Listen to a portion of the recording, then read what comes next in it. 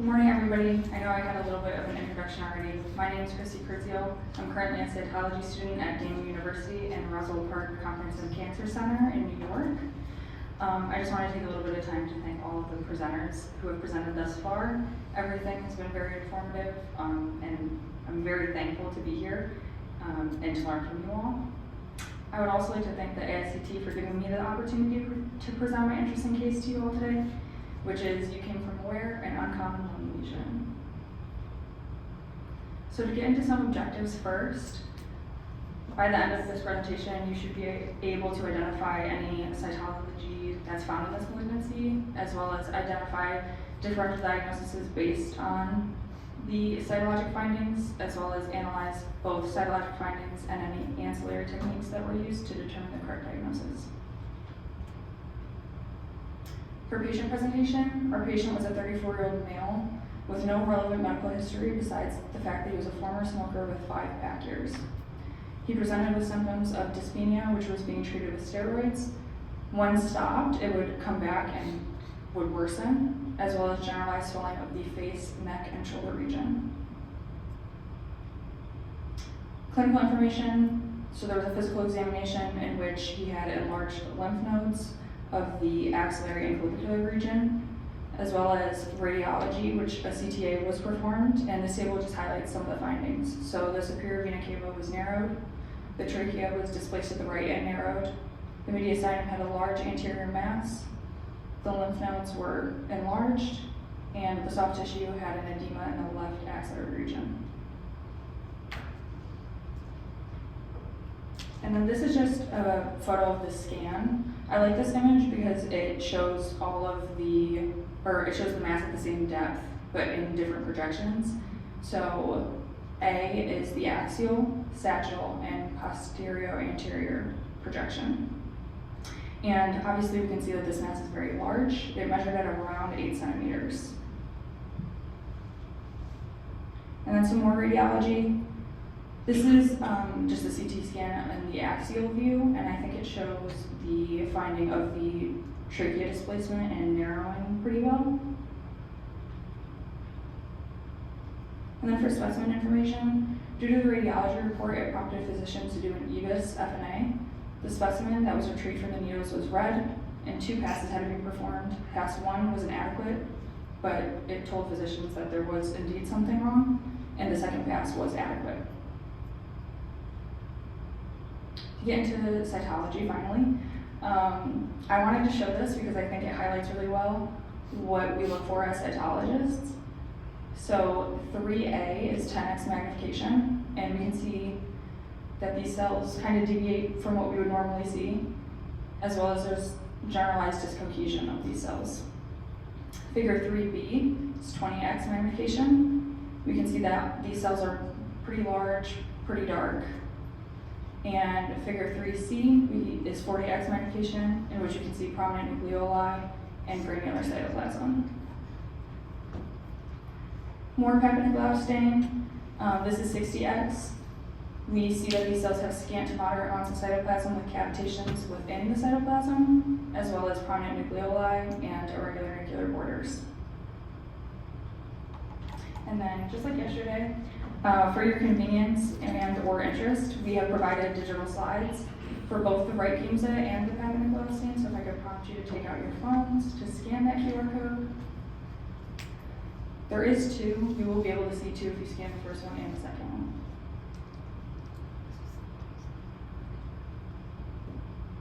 Everybody good?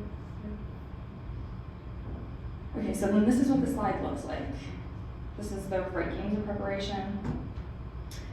Again, we can see that these cells are large, they have granular cytoplasm, and ding, ding, ding, a little hint. A tiger background is a hallmark of this malignancy. And then this is the second digital slide, which is the cell block. For our morphology, we can see discohesive sheets as well as large cells.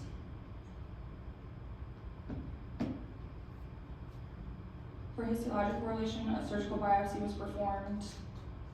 We can see discohesive sheets as well as sporadic single cells, large cells. The cell borders are pretty defined. there's pale to eosinotic cytoplasm, and some of the cells have cytoplasmic cavitations.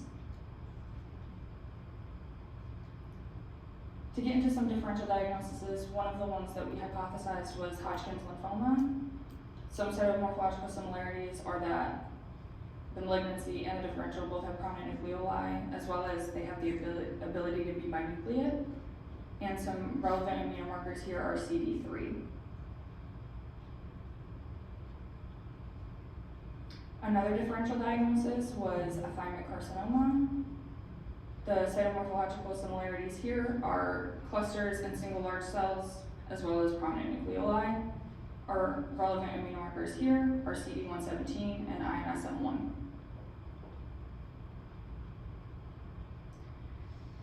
Unfortunately for us though, neither of our differential diagnoses were correct because CD3 and INSM1 were both negative. However, CD117 was positive. More immunohistochemical stains were run though, and PLAP was positive, as well as OCT34 was also positive. This is the full immunohistochemical panel. INSM1 was negative, CD3 was negative, CD20 was negative. Cytokeratin AE13 was weakly positive, PLAP was positive, OCT34 was positive, and CD117 was also positive. Our final diagnosis is a seminoma. In our case, it was a metastatic seminoma. It accounts for about 54% of testicular cancer cases in the United States.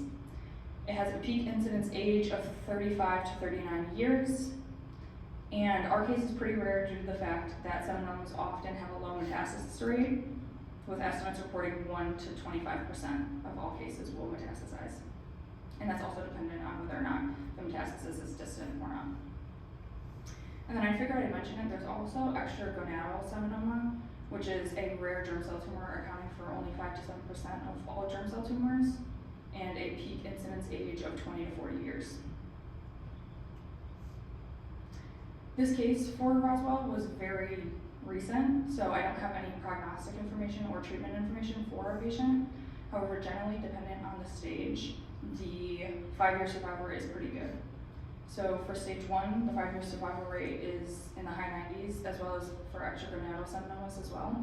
And then distant metastatic 5-year survival rate is 72%. Generally, 2 seminomas respond pretty well to treatment. There are a couple options, that being surgical intervention for localized seminomas, chemotherapy, and radiation. And here are my references. My acknowledgements, I would like to thank my program director, Donna Russell, as well as my education coordinator, Rebecca Kibler, my supervising cytologist, Allison Kidd, and Dr. Jerry Yang, which is our chief of pathology. Again, I would like to thank the ASCT for allowing me to present my interesting case, and all of you for listening. Does anybody have any questions? Yeah. No. Yeah. All right, next up is Alexandria Mackey, and she is coming from the Indiana University School.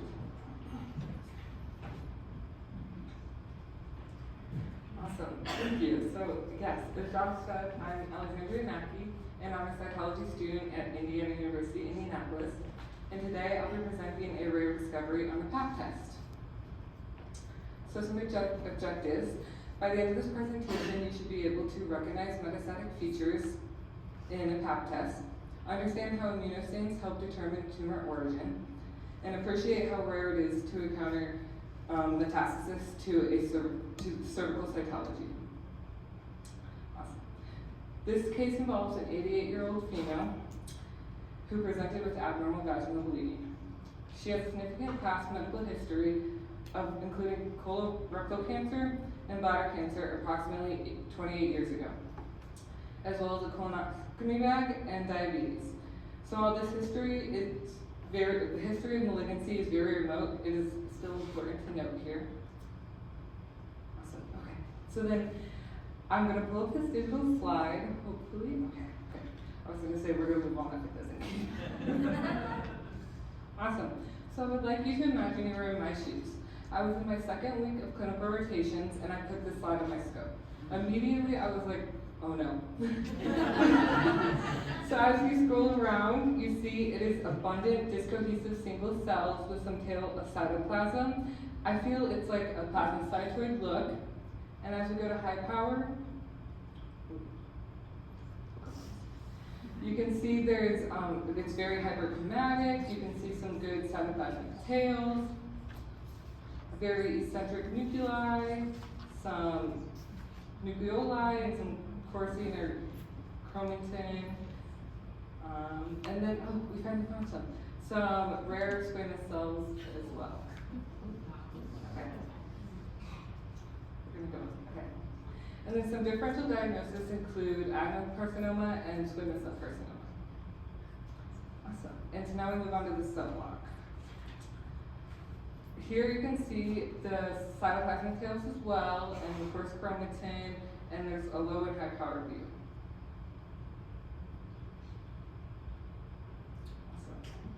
So then here we have the immunohistochemical profile. GATA3 was positive and P63 was also positive.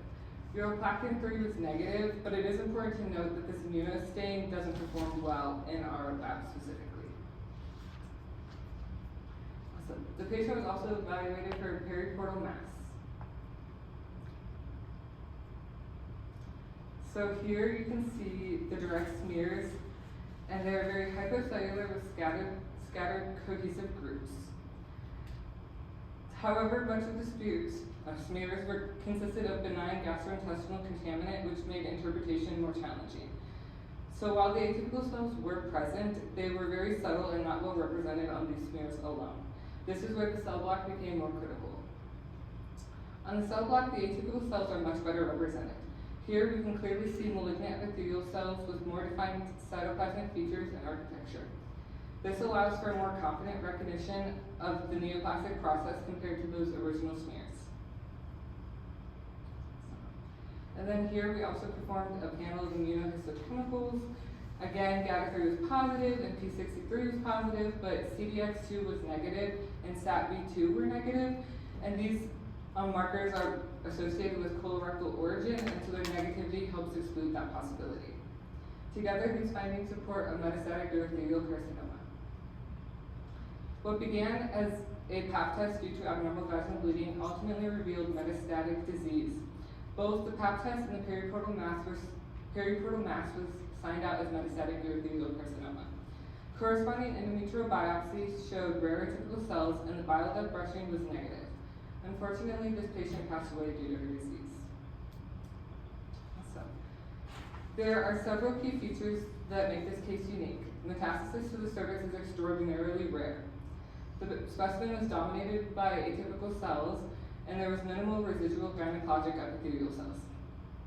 And the morphology was not clearly squamous or glandular. For me personally, this was a defining moment, realizing that even without knowing the diagnosis, I could recognize that something didn't fit any known pattern. And then these are my references, including some key cytopathology texts in the Bethesda system. And then I would like to thank Barbara Fran, Josh Howell, and Dr. Segura for their guidance and support, as well as thank the ASCT for letting me present here today. And then I'd be happy to answer any questions.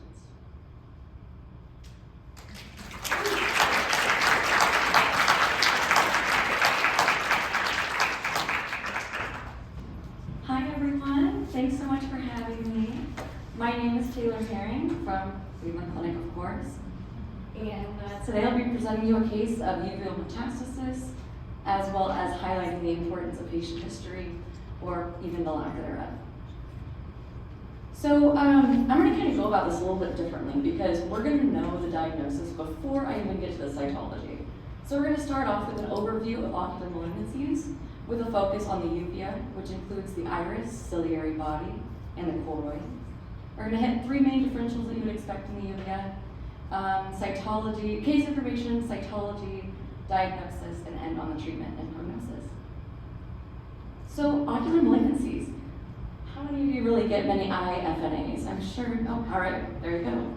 But probably not too many, you're not seeing them daily, huh? Not daily, no. I would say 3 and 5. Yeah. We have one of the only oncologists in the area, Dr. Ryan Firestone.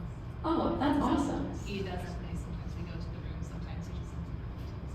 I don't know if I can see that honestly. Makes me nervous thinking about it. That's excellent. So, I mean, we don't really see them too often though.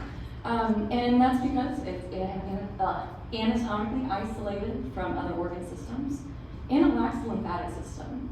So when it comes to malignancies, metastasis is more common than primaries, and they primarily occur in the uvea, and the core of the body is zoomed in on this image here. Very rare retinal involvement, and most common metastasis would be breast cancer. And we usually detect this prior to metastasis most of the time. We know that the patient has that history. And with lung, half the time we don't even know they have it until it is incidentally detected. Others include those from kidney, gastrointestinal, cutaneous melanoma as well. And primary would include uveal melanoma and pediatric retinoblastoma. So our three main differentials are going to be breast cancer, lung adeno, and uveal melanoma. Breast cancer, the cytomorphology depends on the type, ductal or lobular. Single cells, single filines, or cohesive cannon balls. Nucleus is hyperchromatic and eccentric, and may or may not have cytoplasmic vacuoles.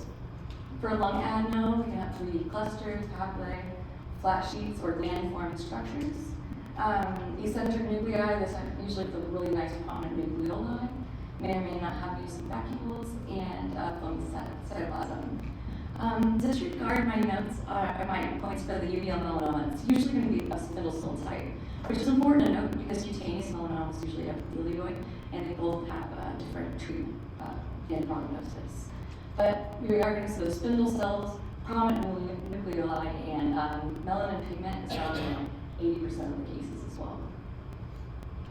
Oh, I forgot to warn you, I have a scary photo. Boom, okay. So, case information is a 62-year-old female, a 20-pack-year smoker with no prior malignancies. And she presented with foreign body sensation in her left eye, and as well as pain, swelling, and blurred vision. MRI image shows this like really large, 9mm nodule and the ciliary body lesion. And before they even did the IFNA, the doctors ordered a chest CT, and they did find a large left lower lobe mass. So I told you we were going to get to that diagnosis before I even did the cytology. So, save your tomatoes. I know I spelled Papa Nicola wrong, so bear with me here. But we have this Happy Nicolas thing pretty cellular, mostly for an IFNA. Very cellular, lots of single cells. Figure 3, zoom in a little bit at 400x, and we're seeing nice cluster of cells with these eccentric nuclei, prominent nucleoli. And in figure 4, it almost seems like it's trying to like a glandular formation. Very prominent nucleoli and incredibly eccentric nucleus with that foamy cytoplasm. That H&E is just showing that great cell clustering, very high NC ratios, prominent nucleoli. So further studies were done, and of course SNAP-A was incredibly positive. TTF1 is positive, so was AE1/3. GATA3 was negative, ruling out possible breast cancer. And then next-gen sequencing was done with the lung panel and identified KRAS mutation biomarker, which does make sense because it's a smoker, and generally KRAS mutations are associated with smokers. So, metastatic lung adeno, as we all expected. And we got there because we know there's no prior diagnosed malignancy, kind of ruling out the breast adeno, 20-pack-year smoker, and left lower lung lobe mass. For treatment, you could do like a combination of things, including immunotherapy, chemotherapy, and KRAS targeted therapy. But it's influenced by so many different factors, and this even includes the KRAS mutation subtype, the main one being KRAS G12C, which is the most common, and that one is related to that KRAS targeted therapy, but other subtypes don't have that targeted therapy. Also, PDL expression plays a role in outcome, along with concurrent genomic alteration of TP53. And lastly, you can get resistance to those tyrosine kinase inhibitors. All right.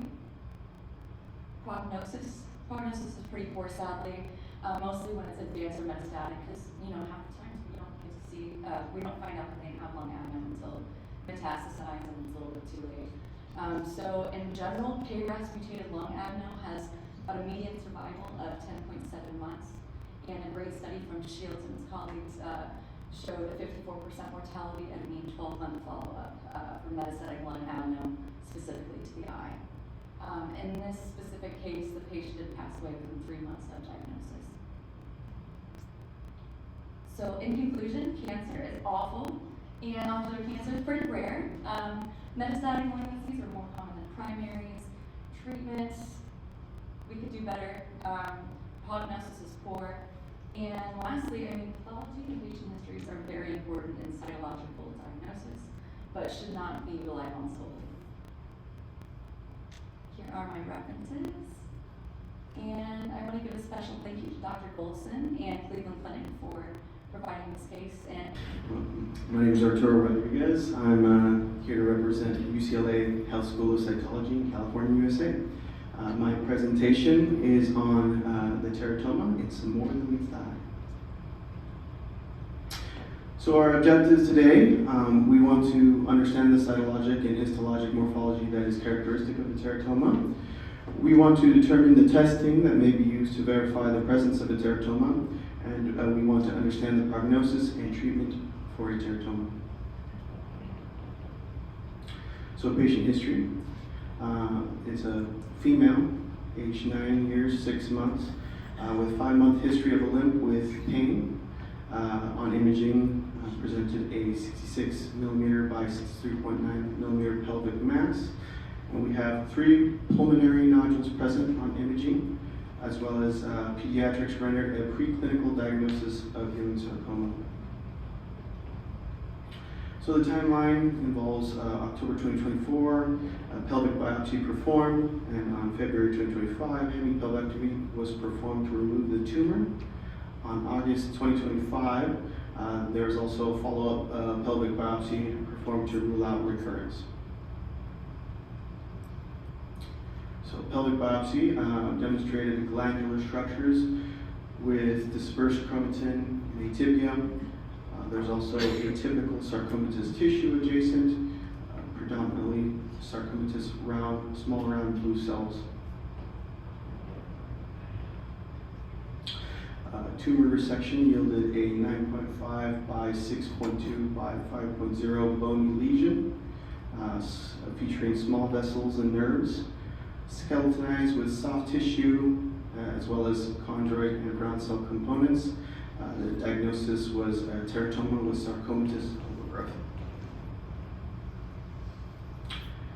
So pelvic biopsy was performed to rule out recurrence, and this featured disorganized sheets, amorphous debris, RBCs, fibrostroma, inflammatory cells, single cells, crowded clusters, and coarse chromatin, as well as pleomorphic nuclei, irregular contours, conspicuous nucleoli, and scant cytoplasm. So the final diagnosis rendered was an immature teratoma with sarcomatous overgrowth, grade 3, poorly differentiated, and high grade.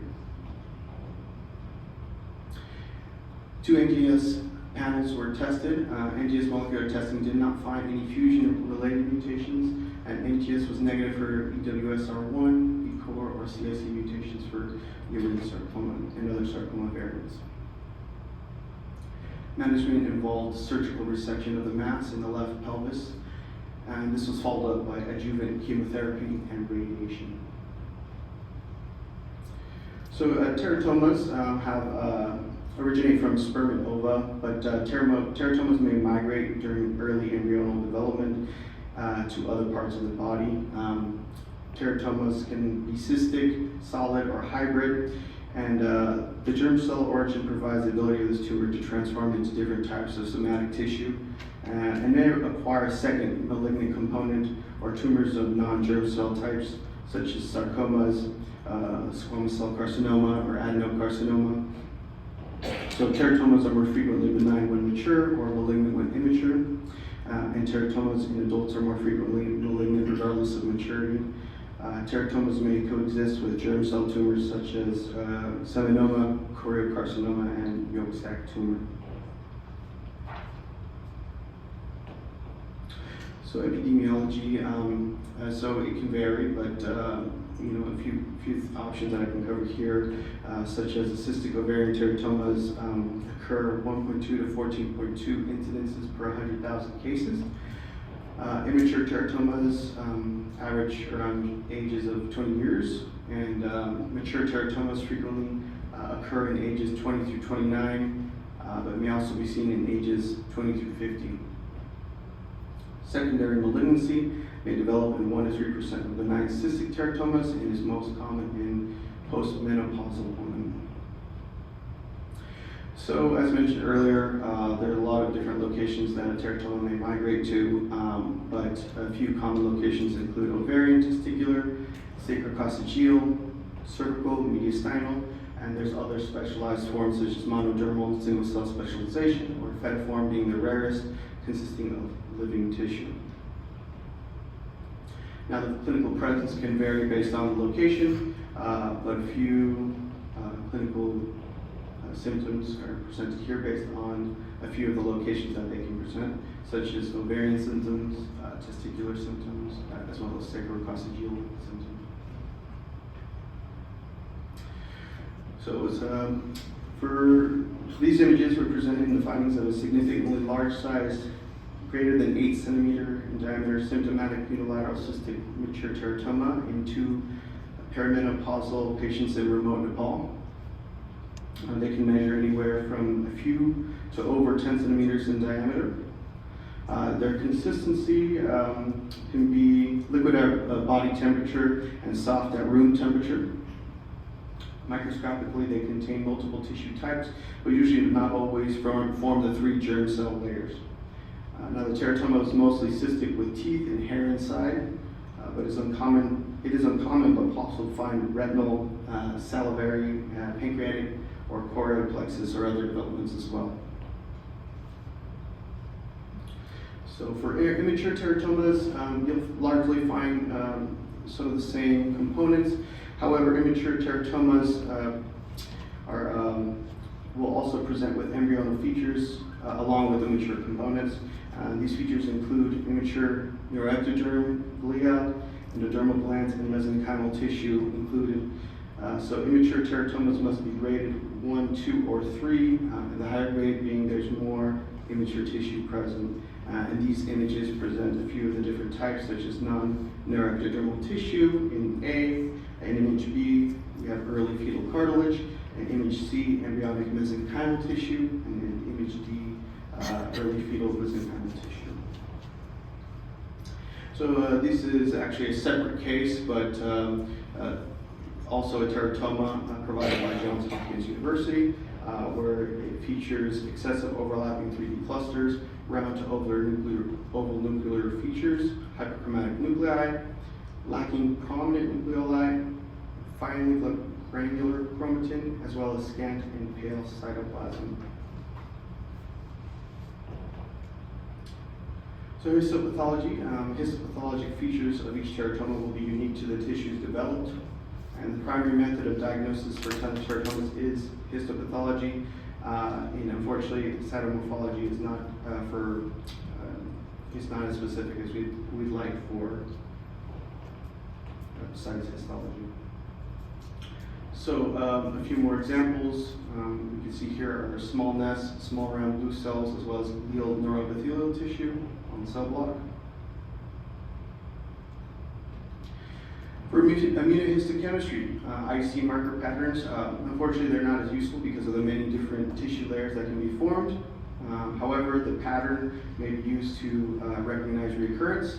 And in this case specifically, the IC markers were used for previous histopathological examples are GFAP, synaptophysin, CD99, chromogranin, and myogenin. So we're positive for GFAP and synaptophysin in neuroendocrine cells. I do want to mention that this case involved a 6-day-old girl with abdominal distension, as as well, and imaging showed cystic mass in the pelvis as well.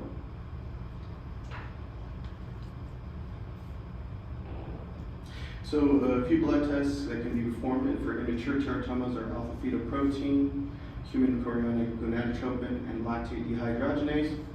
But unfortunately, when the teratoma is mature, there are no specific tumor markers. For cytogenetic testing, FISH may be used to detect immature teratomas, and this method is unable to detect mature teratomas, but they're mainly looking for chromosome 12p amplification. Treatment involves surgery, radiation, chemotherapy, and ablation therapy. Although for chemotherapy, there is insufficient research and a poor understanding as to why chemotherapy is less effective towards teratomas, according to the American Society of Clinical Oncology. The prognosis varies based on the site, but something that I'll cover here is sacrococcygeal teratomas. So mature teratoma, ASCT teratoma prognosis is excellent with resection. Immature teratomas prognosis stage 1 through 2 has a 95 to 100% survival. Stage 3 to 4 is a 75 to 90% survival. And recurrence prognosis has a 60% survival rate. So in conclusion, teratomas may present in many different anatomical locations with different consistencies. It is critical to use imaging, clinical history, cytology, as well as histology, and ancillary testing for diagnosis and treatment. But morphology will play an immense role in initial diagnosis for proper workup. So grading the maturity stage of the teratomas will determine the prognosis of the patient. Here's a few of my references. And I want to acknowledge ACT and ACT services for letting me come here and present to you today. I'm very grateful, and as well as I'm grateful for the UCLA School of Cytology, as well as the faculty. Coach Yu could not be here, which I'm very grateful to her, as well as Mary Levin and Dr. Val at the UCLA School of Cytology.